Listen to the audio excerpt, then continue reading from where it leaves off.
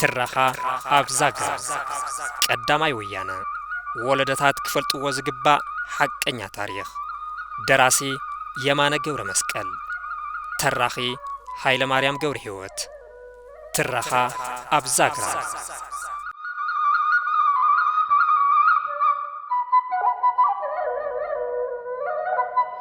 ህዝብ ትግራይ በገዛት ደርብታሽ ዋዝ ወጽሖ ዝነበረ ብሔራዊ ጭቆና ተቃዋሚሞ ምስተቃለሱ ካሊ ትግራዋይ አባይላ ካሳሲዩም ዮም እዞም ስሙ ጅግና ትግራዋይ ዝተልዓለሉ ዕላማ አንጻር ብሔራዊ ዕብለላ ጥራይ ዘይኮነስ አንጻር ባዕዳ ወራር ጥልያን ውን ይነሩ ወራር ሰራዊት ጥልያን አብ ዓዱ ኻላ ኮይኑ ናብ ትግራይ ገጾም ዘጻወዶም መዳፍዕ እንተ ዘይልዕልዎም መጥቃዕቲ ከም ዝፍንውሉ አጠንቂቆም ወዮም ሰራዊቶም ሒዞም ውን አብ ከባቢ ራማ በጺሖም ነይሮም ነዚ ሰጉ ለዓሎት አዘዝቲ ሰራዊት ጣልያን ውን ምስ ገዛት ደርብታት ሸዋ ተሻሪኾም አባይላ ካሳን ምጥፋ ሓቢሮም ተንቀሳቀሱ ክልቲኦም መንግስታት ሓቢሮም ብዛዓለም ወውዲት ዕርቂ ብዝብል ጉልባብ ዝተታለሉ አባይላ ካሳውን ብ1909 ዓመተ ምህረት አብ መጻወድያ ገዛት ደርብታት ሸዋን ጥልያንን አተው ናብ አዲስ አበባ ተወሲዶም ምስተአሰሩ ድማ ካብ ቤት ማእሰርቲ ከምልጥ ፈቲኑ ብዝብል ሰበብ አብ ስላሴ ተቀቲሎም ዮም በቲ ዕርቂ ዝብል ተንኮል ገዛት ደርብታት ሸዋ ተታሊሎም ናባይላ ካሳውን ክታለሉ ዝገበሩ ግን አቦኦም ራእስዩ መንገሻን ካህናት አኽሱምን ዮም ድሕሪ መስዋዕቲ አባይላ ካሳ አብ ግንባር ራእስዩ ምስተለቀሰ መልክስ ከዓ ዘይምትእማንን ተንኮልን ሸዋ ዝገልጽ ኮይኑ ንረኽቦ አይ ራስ ሐሳስ ራስ ዓሻ አይ ራስ ሐሳስ ራስ ዓሻ አብ ትግራይ እናሃሎ ብዙሕ ጣሻ ወድኻዶ ይስደድ ናብ ቀተልቲ መንገሻ ብዙም ሓርበኛታት መራሕቲ ህዝቢ ትግራይ ዝተኻየዱ ቃልስታት ካብ ብሔራዊ ጭቆናን ወራርን ገዛት ደርብታት ሸዋ ነፃ ንምውፃን እቲ አብ ዘመነ ሃፀይ ዮሐንስ ራብዓይ ዝነበረ ፖለቲካዊ ስልጣን ተጋሩ ብምምላስ ዝናን ብሔራዊ ሓድነትን ተጋሩ ንምሕያል ዓሊሞም ዝተኻየዱ እዮም ዝኾነ ኮይኑ በዞም ሓርበኛታት መራሕቲ ተጋሩ አብ ዝተፋላለዩ ጊዜን ቦታን ዝተኻየዱ ቃልስታት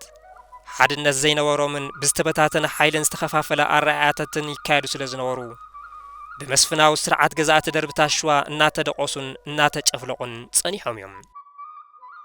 ሕቶ ውጽ ህዝቢ ዓፊንካ ስለ ዘይዕፈን ግን እቲ ዓመጽ ውሽጣውሽጢ እናተፈሓሓመ ድሕር ምጽናሕ አፄ ኃይለ ሥላሴ ካብ ስደት ምስተመለሱ بهزباو عامز قداماي ويانا تولع منقصاص قداماي ويانا نتي كاب سدت تمريش استمسرت غعزي محدرا حصي هايله سلاس اين قبلن بمبال بشحنت شعات 133 عامه مرتي تجميرون بفلاي جبرات وجرات نتي بحلاون ديمقراسياون من محدارهم نخيط قموم بسرعات هايله سلاس مستخلكلو كاو غنبت شحنت شعات 133 عامه مرت جميرهم برتل علوم وينهم يوم بتقاومو جبرات وجرات استشعلوا حصي هايله سلاسم كابتي زلاخو اشح السراويت زاوجوا وحدش جبرن اسراتن بتوسخي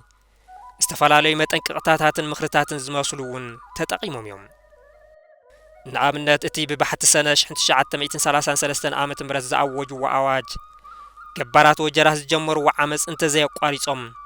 كبيد قصعات كم زصبيوم انت فرارحوم ناي محدار صقم انت حليوم دما نمرد ازماج اسفا وسن هايل سلاسن خطرعو جليصم لهم نيرم ጭቆና ስርዓት ኃይለ ሥላሴ ተቃዋሚሞ ምስተልዓሉ ገበራት ወጀራት ግና ባዕሎም ነው ዓለም ከመ ሓደሩን በር ስርዓት ኃይለ ሥላሴ ይኹን ወድ ኃይለ ሥላሴ ንኽቅበሉ ድልየተይ ነውሮምን ነቲ አዋጅ ንጉስ ነጽጎም ድማ ቃል ሰሙ ሕይሎም ቀጸሉ አዋጅ የዋጅራት ህዝብ ስማ በእግዚአብሔር ቸርነት በታላቁ የእንግሊዝ መንግስት ረዳትነት ጠላታችንን ድል አድርገን ወደ ዋና ከተማችን አዲስ አበባ መግባታችንን ሰምተዋል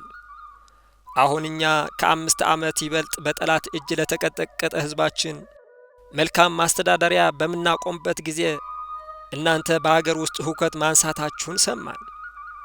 አገር ለመዝረፍ የምታፈሱት ደም ወንድማማች በሆነ ህዝብ መካከል መተላለቅና በከንቱ ደም ማፍሰስን የሚያመጣ በመሆኑ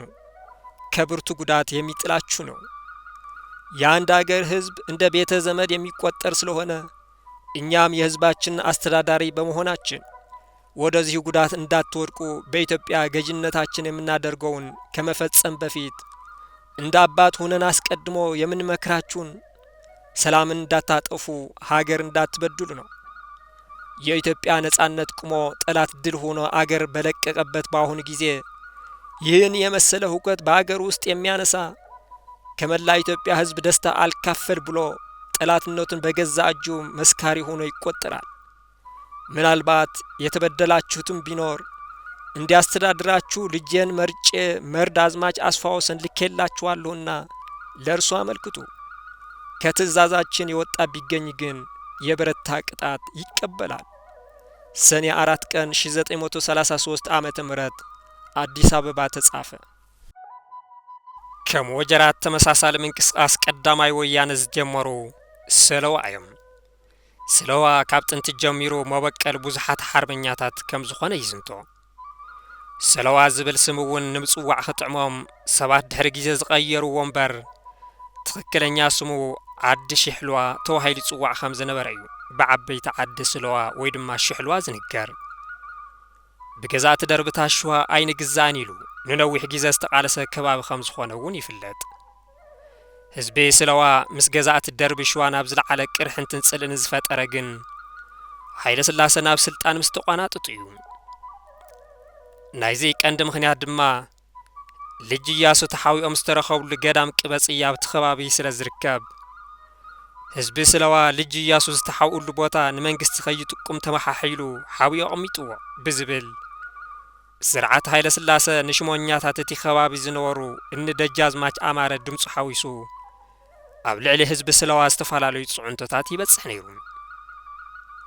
ህዝቢ ስለዋ ግን ንጭቆና ስርዓት ሃይለ ስላሴ ተጻዊሩ ኣብ ምብዳህ ወራር ፋሽስት ጣልያን ዓብይ ግደ ተጻዊቱ እዩ። ከምኒ ደጃዝማች ኣበራ ተድላ ዝበሉ ሓርበኛታት እቲ ከባቢ ንክብርን ነጻነትን ሃገሮም ተሰውኦም እዮም። ደጃዝማች ኣበራ ተድላ ኣባ ሕጎ ጥላሁን ይግዛው ዓደይ ንባዕዳዊ ወራሪ ኣረኪበ ኣይሃድምን ብምባል ብክብሪ እንትወድቁ ንጉስ ሃይለ ስላሴ ድማ በአንጻሩ ህዝቦምን ሃገሮምን ወራሪ ራሕሪሖም ተሃድሙ ዝተዓዘበ ህዝቢ ስለዋን ከባቢኡን ኣብ ልዕሊ ሃፀይ ሃይለ ስላሴ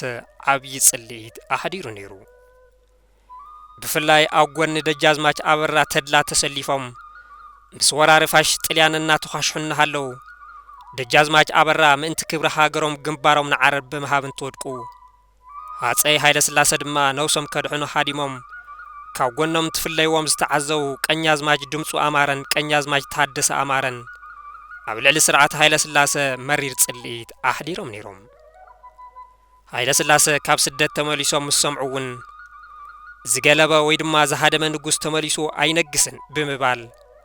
ብስርዓት ሃይለ ስላሴ ኣይንግዛእን ኢሎም ወይህኑ። እዞም ክልተ ጀጋኑ ኣሕዋት ምስ መላእ ህዝቢ ቦራን ሰለዋን ደላ ኣብ ዝበሃል ከባቢ ተኣኪቦም ብምምካር ብስርዓት ሃይለ ስላሴ ከም ዘይግዝኡ ዝተመሓሓሉ እንትኾኑ ዝእዝዝዎ ዝነበረ ሰራዊት ብምልኡ ኣኽቲቶም ድማ ወየኑ። ብፍላይ ቀኛዝማች ድምፁ ዝነበሮም 300 ጠመናጁ ንወየንቲ ክካፈል ብምግባር ሃይለ ወየንቲ ኣብ ምጉልባት ዓብይ ተራ ተጻዊቶም እዮም። ሰራዊቶም ኣሰሊፎም ዕጥቆም ተዓጢቆም ጎይታይ መርቁኒ ክብሉ ናብ ወላዲኦም ሓርበኛ ደጃዝማች ኣማረ ዝቐረቡ ቀኛዝማች ድምፁ ጎይታይ ዕጥቂ ከመይ የምሒሩለይ ዶ ኢሎም ሓተትዎም። ብዕጥቅን ወታደራዊ ቁመናን ወዶም ኣዝዮም ዝተመሰጡ ደጃዝማች ኣማረ ድማ ሞት ተዘይህልስ ጽቡቕ ነይሩ ድምፁ ወደይ ኢሎም ከም ዝመለሱሎም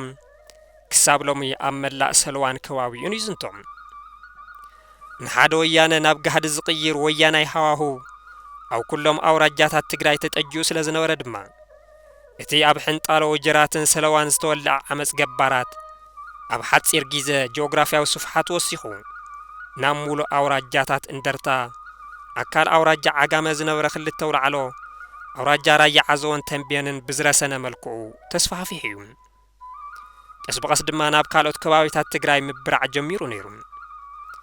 ንኣብነት ብፊታውራሪ ገሰሰ ማሩን ብልኡል ሰገድ ካሳን ዝምርሑ ገባራት ተንቤን ነቲ ብገባራት እንደርታን ክልተ ውላዕለን ዝተወልዐ ህዝባዊ ናዕቢ ደጊፎም ኣብ ከባቢ ተንቤን ዝነበሩ ሰበስልጣናት መንግስቲ ጸራሪጎም ብምብራር ንኣውራጃ ተንቤን ተቋጻጺሮም ነይሮም። ኣውራጃ ዓድዋን ዓጋመን እውን ደገፍቲ እቲ ወያነ እዮም ነይሮም። ደጃዝማች ገብረ ህይወት መሸሻ ወዲ ሓዞ ባይሩ استوصنوا سعبتهم حيزهم نابتي بمنجست استعززوا ختمة مقلب بموفار أبتي وجه إيساتو فنبر حزبي أوراج عدواجن حجوس بزي منبارو بدحريت كوينو عمس نمل على تداليو خمس نبرة اتون وانا صحافي تقلاي جزات تقراي زنورو بخرة ولد جيرجز سلا تقراي تقلاي جزات يسأت أقوان بزبل بشحن شعات ميتين سلاسان شعاتن آمت مرات ناب حاجر جزات منستر زلا أخوه كونازات سطها تقراي زحازة مستراو ريبورت يحبر يا أدوا وردا هزب بتكيتو بكفل هاجر جج بكل ودمك أليلة بكات هزو بقيتشتو استكتسات بستكر بهاجر استقرتو ينبرو بهاجر لاي هوكت لمانسات أسوان دنبرا فلفل حابريتا أب هاجر جزات مريستر استرخبا ببوكر ولد جيرجس زحافة مستراو سند ناب تقرينيان تترقوم دما ولكا وحد حزب ورد عدوا بجزاتي تكفل هاجر نحلوات عزيزو نام بقلب بموفار أبتي قيتشتي ساتف مبر اتي أب عدو تاريفو زنبر حزبقنا عامس نملعال حاسبو نيرو دجازماج قبر هوت مششا ود حز بايرو نام بقلب مسزمتو حزب عدوان كبابيون بدحريت نمعماز حبابي رميوم توهايلو مستطرطرو بزح السبات تأسي رميوم كابتوم أب تحت قيدي مسفناو سرعة هاسي هايل سلاسة زوعلو دجازماج هايل سلاسة قبر مدن دجازماج أبرها أسقدمون في توراري قبر خيدانن كم أمنتي تكسون زوم سلست حرونياتات دجازماج هايل سلاسة قبر مدن دجازماج أبرها أسقدمون في توراري قبر خيدانن حزب عدوان كواويون نخويين ألا عيلكم يخم توهايلوم زعزوهم زنورو وتهدرات نخحدقو عدكم نخراقفون مستقبرا بدجازماج قبر هيوت مششا كاب عدوا تأسيروم ناب أديس أبابا تلاقيكم يوم بتمساسال منقدي أما حضرتي أوراجاتات الشراء أخصمون ون دقفتي قداماي ويانيكم إناولو بزحات تطرطرتي قباراتن عقيتوتن أسيروم نيروم فرق أكال أوراجا عقام زنبر حزب خل التولع على ملء بملء انتوين اتي استرفا كبابي أوراجا عقام ون مليو أب إيد منقستي نبرن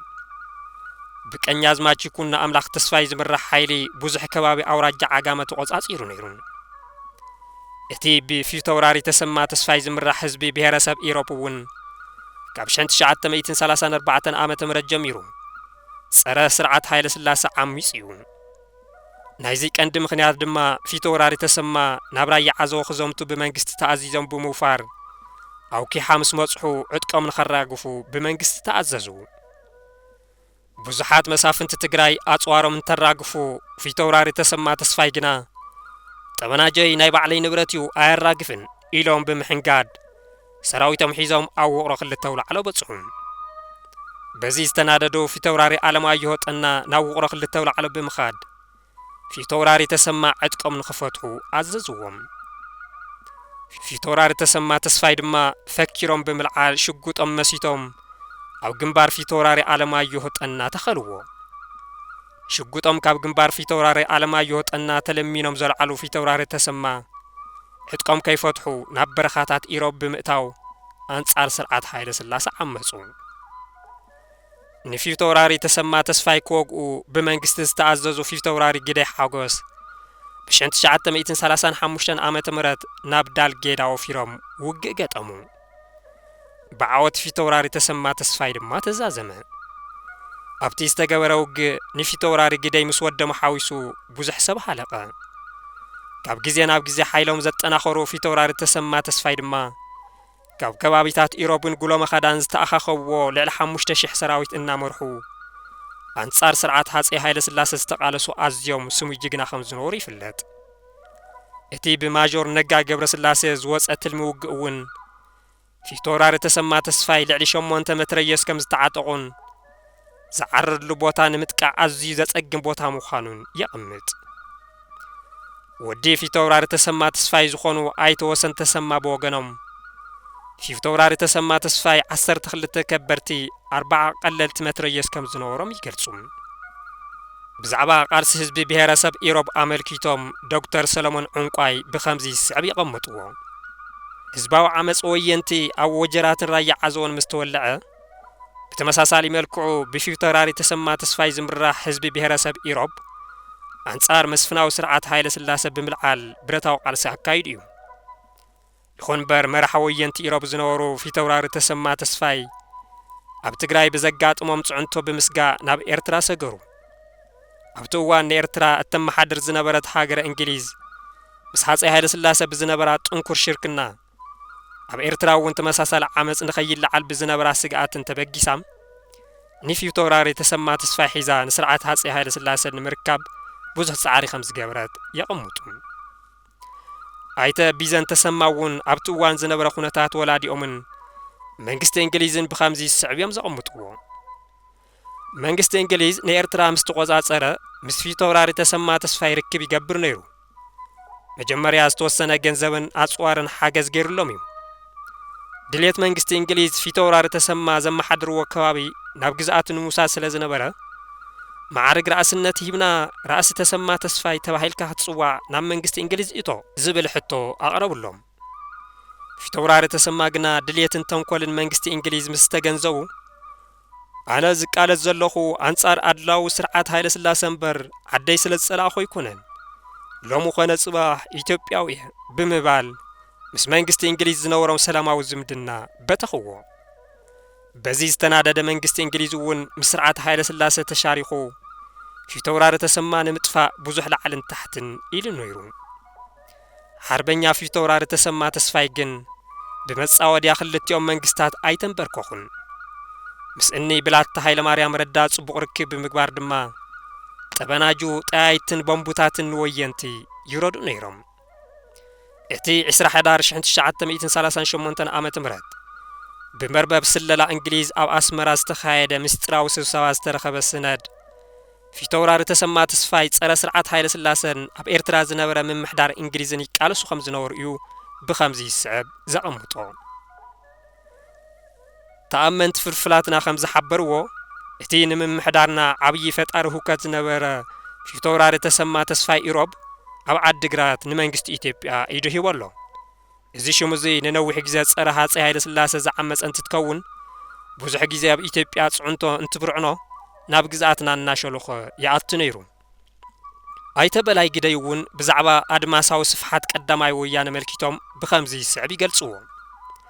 ኣብ ትግራይ በቲ ህዝባዊ ዓመፅ ዘይተጸለወ ከባቢ ዳርጋ ይነበረን ሓረስቶት እንደርታ ራያ ዓዘቦ ክልተ ውላዕሎን ተንቤንን ብዛዕለ ብርኪ እንትስለፉ ሓረስቶት ዓጋመ ዓድዋ ኣክሱምን ሽረን ድማ ብዝተወሰነ መልክዑ ነቲ ዓመፅ ደጊፎም ተንቀሳቒሶም ነይሮም ብፍላይ ኣከባቢ ተንቤን ሸፊቶም ዝነበሩ ፊተውራሪ ገሰሰ ማሩ ንወኪላትን ሽሞኛታትን ስርዓት ሃፀይ ሃይለ ስላሴ ብምብራር ሓረስታይ ተንቤን ነቲ ብመንግስቲ ዝተጻዕኖ ዘይፍትሓዊ ግብሪ ንኸይኸፍል ዓሚጾም ነይሮም ናብ ከተማታት እናኣተው ኣብ ልዕሊ ከደምቲ ገዛእቲ ደርብታት ሸዋ ንዝበልዎም ዓቀይቶት መጥቃዕቲ ይፍጽሙ ነይሮም بجزات درب تاشوا عين جزءان زوالون شقنا زي قبالون سومي حربن يخم زنارو هتي أبها جزءات منستر استرخى مستراو درب دبي جلس في تورار جسس أبو مشوم تنبين مارو سومي حربن يخم زنارون شقنا جزات درب تاشوا عين قبالن بمبال بترجع جميع مصخم زناري فلات أب أوراجات عدوا أقسم شرن فرق عجمن ويانك فترة زخول ودعون بهلاون كنتات انتنورون كم جبارات اندرتا خلتو لعلو رايع عزون فرق تنبينن نابزت انكرا من قصاص ويانا اي سغرون مخنيات دما مستي اب كبابيتات اندرتان رايع عزون سترأي قصعاتن تدغاغامي ورارن تنصاصر ابتن ستغلصا اوراجات زحش خنتات نيرو خبال يكال